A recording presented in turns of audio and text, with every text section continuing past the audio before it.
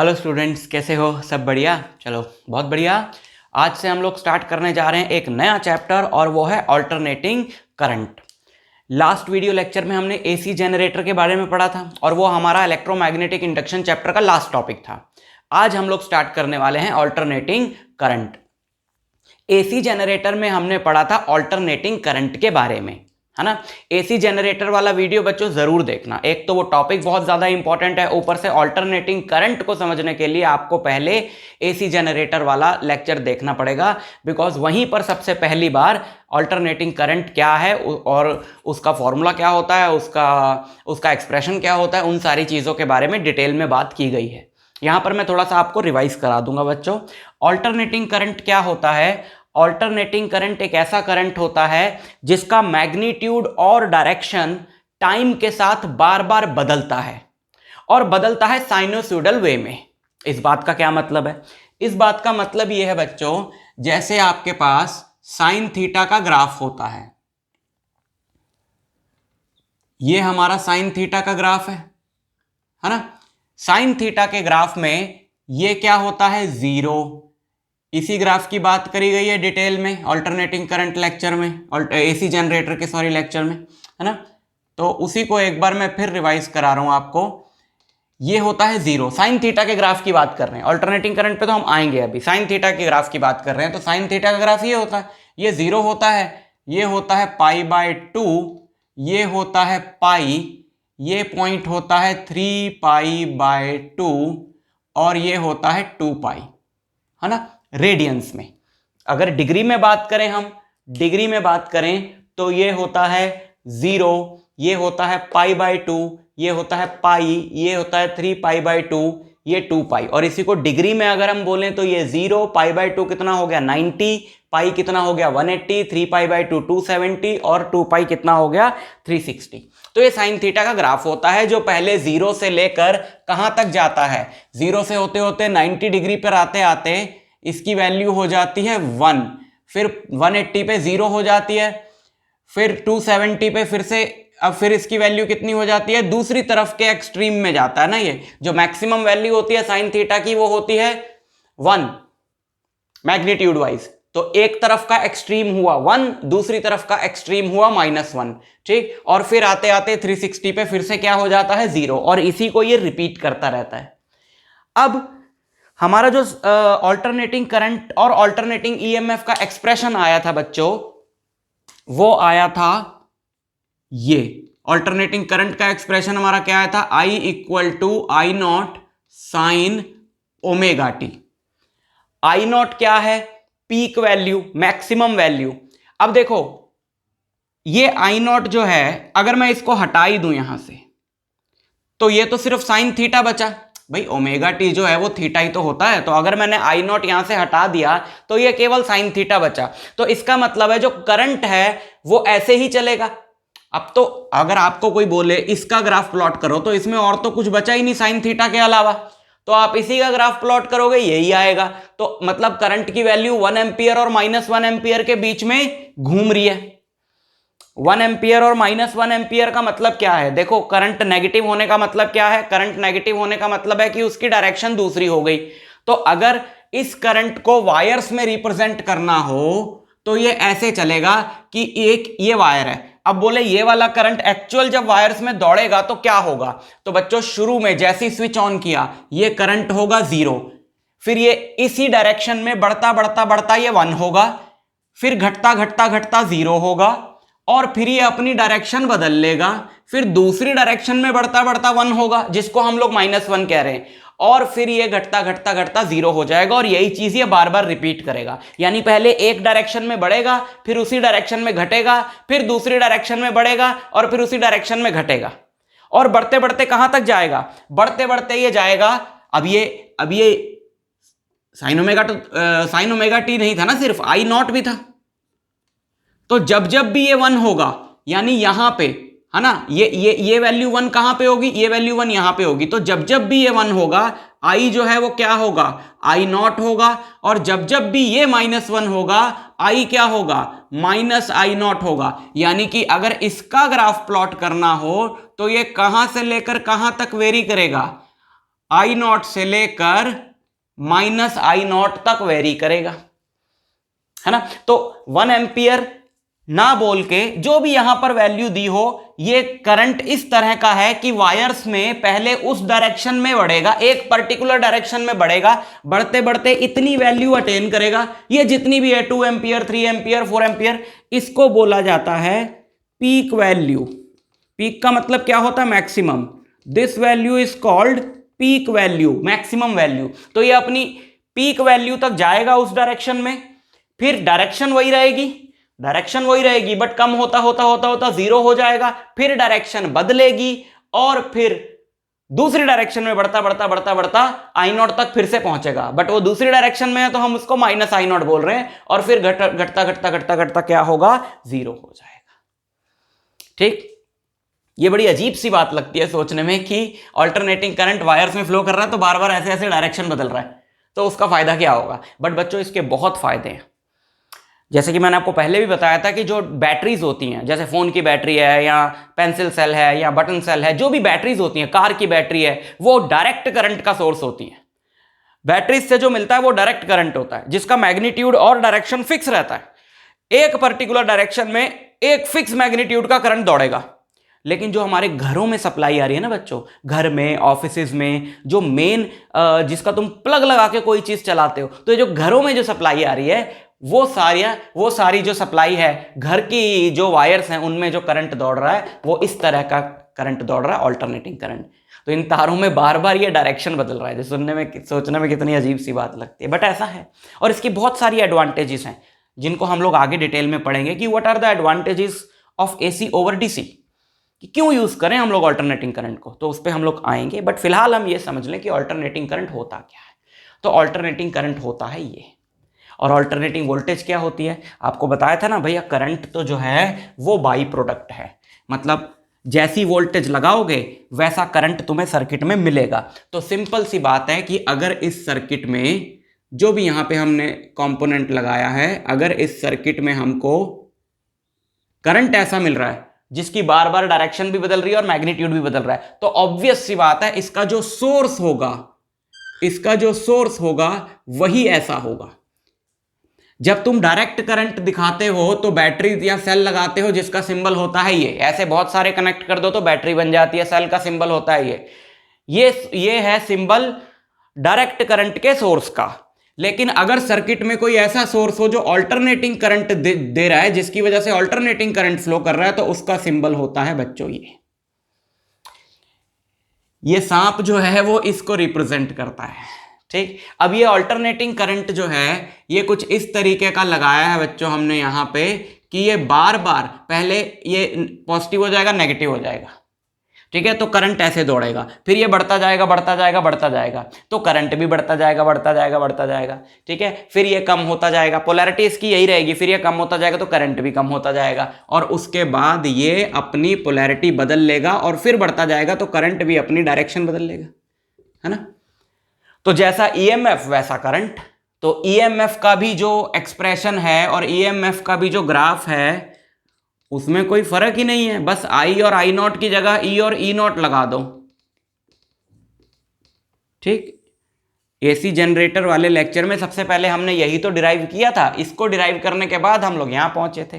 तो ये है अल्टरनेटिंग करंट, ये है अल्टरनेटिंग ईएमएफ, और ये है अल्टरनेटिंग ईएमएफ की पीक वैल्यू, और वो है अल्टरनेटिंग करंट की पीक वैल्यू। ठीक है, इसको तुम V से भी रिप्रेजेंट कर सकते हो, इसको V0 से रिप्रेजेंट कर सकते हो, और इसको Vm से भी रिप्रेजेंट कर सकते हो। M मतलब मैक्सिमम, है ना, तो Vm से भी रिप्रेजेंट कर सकते हो। This equation can also be written as V equal to Vm sine omega T, है ना, एनसीईआरटी के हिसाब से चले हम तो, बट बात वही है, E ले लो V ले लो सब सेम। E हमने EMF वर्ड के हिसाब से लिया। समझ आया? अच्छा, तो अब हम क्या करने वाले हैं, अब हम ये देखने वाले हैं बच्चों कि जब एक अल्टरनेटिंग करंट का सोर्स किसी रेजिस्टर के अक्रॉस लगाया जाता है तो देखें जरा क्या होता है। भाई रेजिस्टर डायरेक्ट करंट को कैसे रिस्पॉन्ड करता है, उसके क्या फॉर्मूले होते हैं, क्या इक्वेशंस होती हैं, करंट, रेजिस्टेंस, वोल्टेज वगैरह को जो कनेक्ट करती हैं, वो सब हम लोग ऑलरेडी पढ़ चुके हैं। अब हमने एक एक करके जितने भी कंपोनेंट्स पहले पढ़े थे, रेजिस्टर, कैपेसिटर, इंडक्टर, उन सब को ऑल्टरनेटिंग करंट सोर्स के अक्रॉस लगाएंगे और देखेंगे कि अब इनका मैथमेटिक्स क्या है ना। तो सबसे पहले हमारा जो है, मतलब सिंपल सर्किट से हम शुरुआत करेंगे कि हमारा एक सिंगल रेजिस्टर जो है वो ऑल्टरनेटिंग करंट सोर्स के अक्रॉस लगा हुआ है।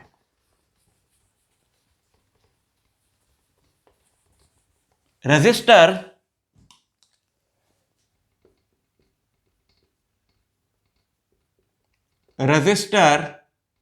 Connected to AC source, resistor connected to an AC source. ये हमारे पास एक रेजिस्टर है, इस रेजिस्टर का रेजिस्टेंस है R और इसको हमने कनेक्ट कर दिया है अक्रॉस एन AC सोर्स जो कि है V equal to VM sine omega T. ठीक है, मैं फिर बता रहा हूं बच्चों, अगर आपको जानना है कि ये इक्वेशंस कहां से आई और कैसी हैं तो आप इससे पहले वाला लेक्चर जाकर देख सकते हो, alternating current generator, AC generator के नाम से जो मैंने लेक्चर बनाया है, उसमें आप जाके डिटेल में जान सकते हो कि ये कैसे है। बट आई होप इतना कराने से भी आपको बात समझ में आ गई होगी। ठीक, तो हम सिंपल सी चीज से शुरुआत करते हैं कि हमारे पास एक रेजिस्टर है which is connected across N AC source VM sine omega T. अब बच्चों एक बात याद रखना कि ओम्स लॉ हर जगह वैलिड है। ओम्स लॉ की जो इक्वेशन है in fact V equal to IR, that is valid everywhere. कोई भी इलेक्ट्रिकल इलेक्ट्रॉनिक कंपोनेंट हो उन सब पे V equal to IR valid होता है। वो अगर मैं यहाँ पे लगाता हूँ तो मैं ये बोल सकता हूँ कि जो मैंने V लगाया है और उस V की वजह से इस सर्किट में जो करंट फ्लो करा है वो है ये, तो मैं ये बोल सकता हूँ V equal to IR true होगा। बट एक बात यहां पर बहुत इंपॉर्टेंट समझ लें बच्चों, this current I, which current, ये भाई ये तो फिक्स्ड है कि P कितना ही होगा, बट इसके चेंज होने की वजह से ये पूरा बदल बदल के मिल रहा है ना। यही तो वो करंट है जो हम कह रहे हैं कि पहले करंट बढ़ेगा बढ़ेगा बढ़ेगा, फिर एक पीक वैल्यू अटेन करेगा, फिर वो घटेगा, फिर उसकी डायरेक्शन बदलेगी। So at any instant of time अगर तुम निकालना चाहते हो कि करंट कितना है तो तुम इस इक्वेशन में T की जगह पुट करोगे ना। एक एग्जाम्पल देता हूं मैं, फॉर एग्जाम्पल हमने बोला है कि ओमेगा जो है वो है 100 पाई। ठीक, मान लो ऐसा हमको गिवन है कि ओमेगा 100 पाई रेडियन पर सेकेंड है। ठीक, अच्छा, और पीक वैल्यू है मान लो 5 एम्पियर मान लो। ठीक, तो बोला है कि बताओ 1/100 सेकेंड्स के बाद या 1/200 सेकेंड्स के बाद, बहुत छोटे से टाइम के बाद करंट कितना होगा। स्विच ऑन करने पे इस सर्किट में 1/200 सेकेंड्स के बाद करंट कितना होगा। तो तुमने सिंपली क्या करना है, तुमने इस इक्वेशन में पुट करना है I equal to I0 sine omega T, और जब तुम इसमें पुट करोगे I0 कितना है 5, साइन ओमेगा कितना है 100 पाई, इंटू टी कितना है 1/200, तो ये बचा π/2 है ना। तो 5 साइन π/2, साइन π/2 होता है 1 यानी 5 एम्पियर। 1/200 सेकेंड्स के बाद करंट कितना होगा 5 एम्पियर। ऐसे ही 1/ कुछ और दे रखा हो, या बोला हो 200 सेकंड बाद बताओ या 100 सेकंड बाद बताओ, 1 सेकंड बाद बताओ, कुछ भी कितनी भी देर बाद आपसे पूछा हो तो आप इसमें टी की जगह वो वैल्यू पुट करके निकाल सकते हो। तो ये करंट बार बार अलग आएगा भाई। ये eight any instant of time, ये हमने जो ग्राफ बनाया है, ये यहां पे हम लोग क्या ले रहे हैं, एंगल ले रहे हैं ना। तो एंगल क्या होता है ओमेगा टी, है ना। ओमेगा तो फिक्स्ड है, यानी टी चेंज होने पे ये पूरा चेंज हो रहा है। अब यहां पर मैं कोई वैल्यू ले लूं ओमेगा टी की, तो उसके कॉरेस्पॉन्डिंग जो करंट होगा वो ये होगा। कुछ और वैल्यू लूंगा ओमेगा टी की, तो उसके कॉरेस्पॉन्डिंग करंट ये होगा। ग्राफ का मतलब ही है ना कि वाई एक्सिस पे जो क्वांटिटी है यानी कि आई, वो ये जो वाई एक्सिस पे क्वांटिटी है आई, वो टाइम के साथ बदल रही है। तो किसी पर्टिकुलर टाइम पे उसकी जो वैल्यू होगी, जैसे यहां पर इसकी 1/200 सेकेंड्स के बाद इसकी वैल्यू आई है 5 एम्पियर, तो किसी पर्टिकुलर टाइम पे उसकी जो वैल्यू होती है बच्चों, उसको क्या बोला जाता है, उसको बोला जाता है इंस्टेंटेनियस वैल्यू, है ना। ये तो जनरल वर्ड है फिजिक्स का कि अगर कोई भी क्वांटिटी हमारी बार बार चेंज हो रही हो, जैसे कि एक्सेलरेशन फिक्स नहीं है या वेलोसिटी फिक्स नहीं है। जैसे वेलोसिटी फिक्स नहीं है, एक्सेलरेट हो रही है बॉडी, तो किसी पर्टिकुलर टाइम पे 11th में करते थे ना, डिफरेंशिएशन यूज करके निकालते थे इंस्टेंटेनियस वेलोसिटी कि एग्जैक्ट 4 सेकंड बाद वेलोसिटी क्या है। तो किसी पर्टिकुलर इंस्टेंट पे जो वैल्यू आती है that is called instantaneous value. तो इंस्टेंटेनियस वैल्यू कहलाती है ये करंट की इंस्टेंटेनियस वैल्यू, और ये वोल्टेज की इंस्टेंटेनियस वैल्यू है। ये समझ में आई बात? अच्छा, अब ये V और IR अगर मैं यहां पे फॉर्मूला लगा रहा हूं तो इसका मतलब ये है कि एट एनी इंस्टेंट, उस वक्त जो V की वैल्यू है और ठीक उस वक्त जो करंट I है उसकी बात हो रही है। R तो फिक्स है ना, तो ये equation for any instant, this equation is valid. तो यहां पर हम लोग क्या पुट कर सकते हैं? यहां पर हम लोग पुट कर सकते हैं Vm sine omega T equal to IR, है ना। V की जगह हम लोग क्या पुट कर सकते हैं? Vm sine omega T. तो बताओ यहां से I क्या आएगा? I आएगा Vm by R sine omega T, जिससे क्या मिलेगा बच्चों? देखो Vm बाय R क्या होगा? Vm by R Im, current की मैक्सिमम वैल्यू, भाई वोल्टेज की मैक्सिमम वैल्यू बाय रेजिस्टेंस।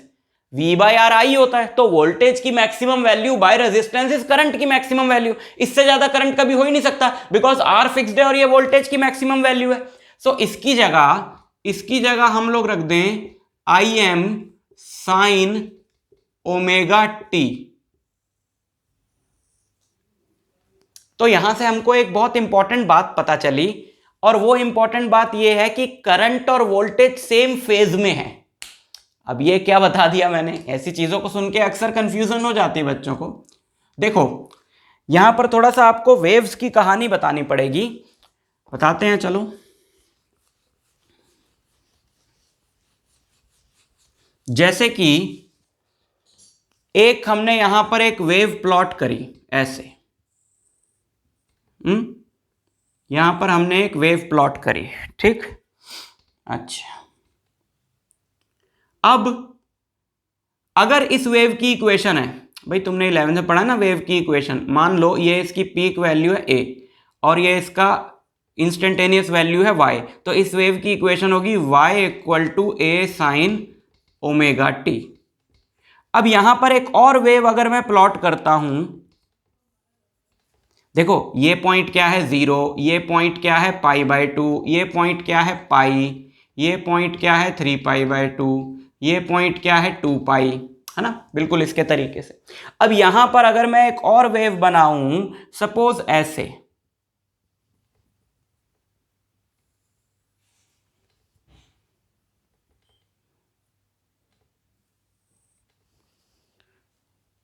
तो इसकी इक्वेशन जानते हो बच्चों क्या होगी? इसकी इक्वेशन होगी y equal to A sine omega T minus पाई।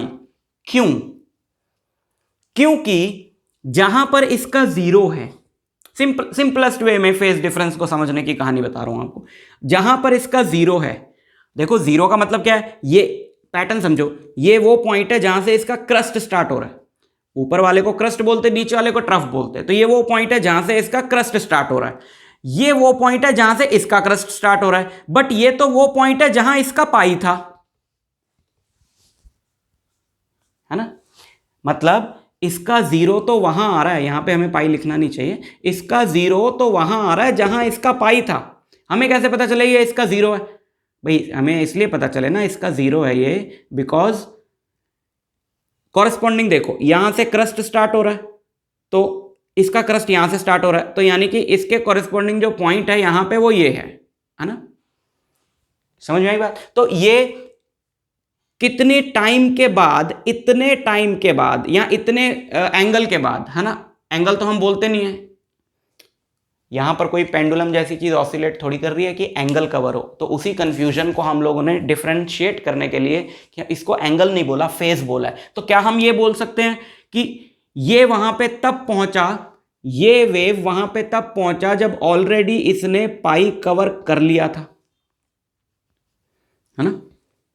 ये तो यहां पे ऑलरेडी पाई फेस कवर कर चुका है, लेकिन इसकी कहानी अब वो चल रही है जो इसकी यहां थी। मतलब अगर मैं पीछे वाले का बिल्कुल यहां से मिटा दूं तो अब हम देखेंगे कि ये दोनों आइडेंटिकल हो गए। अब ऑब्वियसली यहां पे अगर, अभी इसको दोबारा लिखते हैं, अगर यहां पे क्रस्ट है तो यहां पे इसका क्या होगा, ट्रफ होगा। लेकिन कितना शिफ्ट करना पड़ा इसके लिए हमको, इससे मैच कराने के लिए हमें इसको पैटर्न कितना शिफ्ट करना पड़ा, इतना, यानी इतना। तो ये कितना है, पाई। पहले कौन शुरू हुआ, पहले ये शुरू हुआ, ये पीछे रह गया, है ना। ये कैसे रह गया, ये इससे पीछे रह गया। कितना पीछे रह गया, पाई से पीछे रह गया। तो अगर इसका फेज ओमेगा टी है तो इस दूसरे वाले का जो फेज होगा वो होगा ए साइन, इसका मतलब फेज होगा ओमेगा टी माइनस पाई। तो इसकी इक्वेशन बनेगी A sine omega T minus pi. So that is the phase difference. एक और एग्जांपल दूं, यहां पे मैं एक वेव बनाता हूं जिसका इससे फेज डिफरेंस होगा पाई बाय 2। देखो पाई बाय 2 वाला पॉइंट है ये, तो इसका जीरो जहां पर है, इसका जीरो हम पाई बाय 2 पे रखने वाले हैं। ये देखो, समझ में आई बात। तो इसका ये अगर मुझे अब इसको इससे मैच कराना हो, अगर मुझे इसको इससे मैच कराना हो तो मुझे इतना पार्ट हटाना पड़ेगा। यहां से इतना पार्ट हटाया, देखो मैच हो गया। कितना पार्ट हटाया, इतना, यानी कि इतना।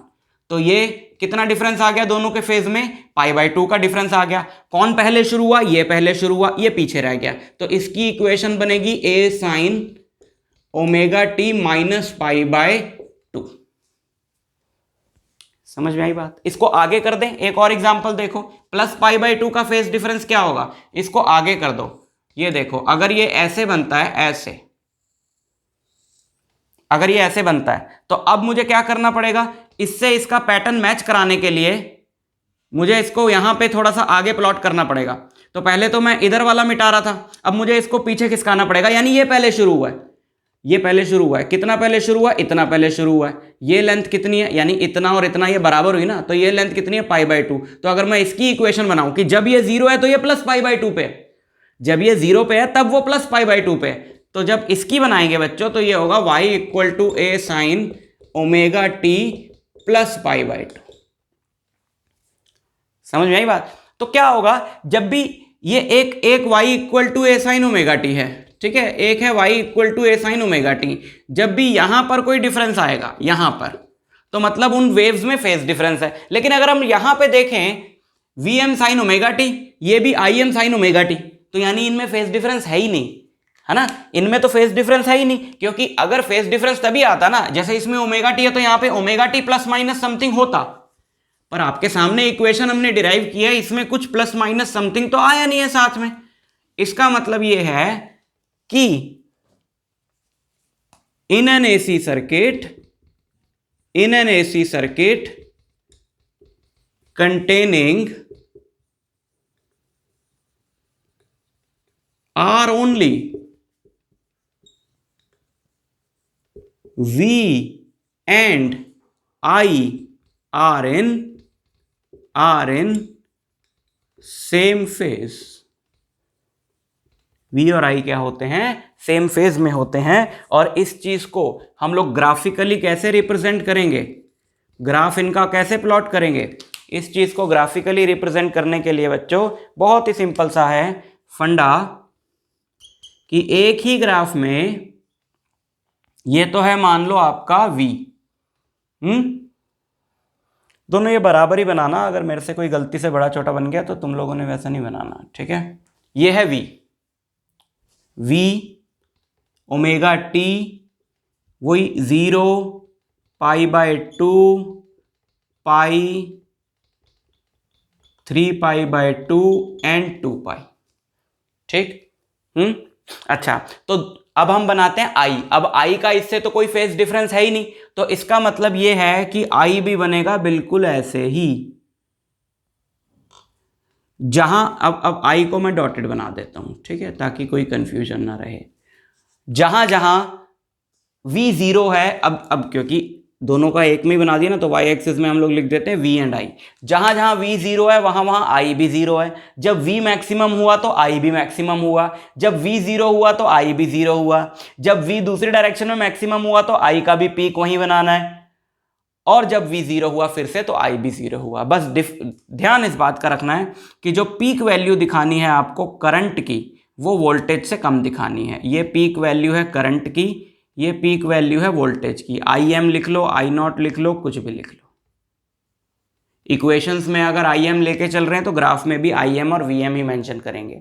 क्यों छोटी है इसकी पीक वैल्यू? बिकॉज IM क्या है? IM है VM/R। तो अगर IM जो है VM को R से डिवाइड करके आ रहा है तो ऑब्वियसली IM जो है वो VM से छोटा होगा, बिकॉज R की कोई वैल्यू 0.1 ओम 0.2 ओम तो होती नहीं है, 100 ओम 200 ओम बड़ी बड़ी वैल्यूज होती हैं, तो इसलिए हमेशा इससे छोटा आएगा। घरों में हमारे जो आ रहा है वोल्टेज, उसका अगर हम लोग एग्जाम्पल ले बच्चों, तो जो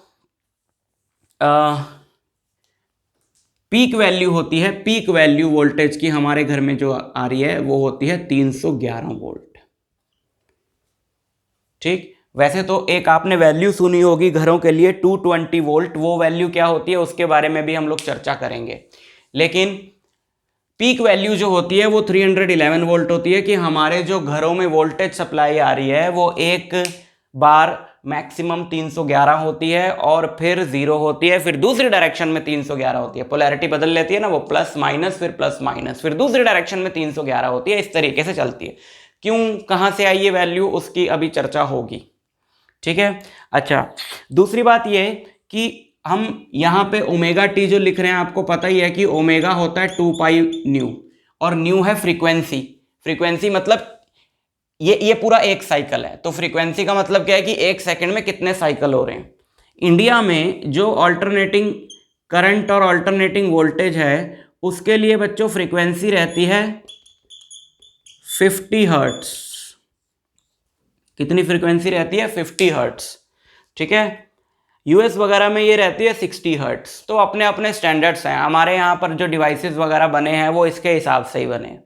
ठीक, समझ में आई बात? तो जब हम एक रजिस्टर को, जो अब यहां से हम लोग निचोड़ निकालें जरा, हमें क्या याद रखना है। जब हम रजिस्टर को एक ऑल्टरनेटिंग करंट सोर्स के साथ कनेक्ट करते हैं बच्चों, तो करंट और वोल्टेज रहते हैं सेम फेज में, यानी एक साथ 0 होते हैं, एक साथ ही मैक्सिमम होते हैं, एक साथ फिर से 0 होते हैं, एक साथ दूसरी डायरेक्शन में मैक्सिमम होते हैं, एक साथ फिर से 0 होते हैं। लगातार यही सिलसिला चलता रहता है। एक साथ मैक्सिमम होने का मतलब ये नहीं कि दोनों की मैक्सिमम वैल्यू भी सेम होगी। करंट की मैक्सिमम वैल्यू कम, वोल्टेज की मैक्सिमम वैल्यू ज्यादा। ठीक है। ठीक, तो करंट और वोल्टेज में एक बहुत इंपॉर्टेंट वैल्यू होती है which is called effective value और रूट मीन स्क्वायर वैल्यू, जिसकी चर्चा हम लोग नेक्स्ट वीडियो लेक्चर में करेंगे। यहां से भी बहुत ज़्यादा थ्योरी क्वेश्चंस आ जाते हैं। ये इंट्रोडक्शन था, पहला लेक्चर ऑल्टरनेटिंग करंट का। तो मैं आपसे मिलूंगा नेक्स्ट वीडियो लेक्चर में नए टॉपिक के साथ, इसके अगले टॉपिक के साथ। तब तक के लिए ऑल द बेस्ट।